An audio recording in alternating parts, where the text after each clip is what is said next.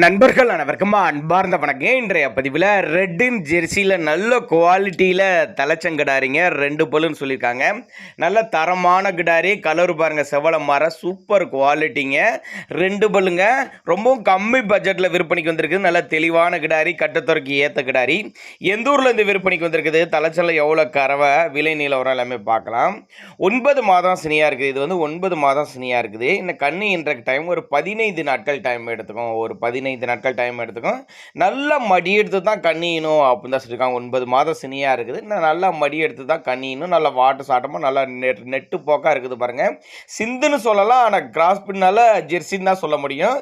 Redin Jersey 2 பல்லு தலைச்சங்கிடாரி 9 மாதம் சினியாக இருக்குது. இன்னும் 15 நாட்கள் டைம் எடுத்துக்கோங்க. ஒரு 12-13 லிட்டர் தலைச்சனுக்கே கறவை சொல்லி கொடுக்கலாம்.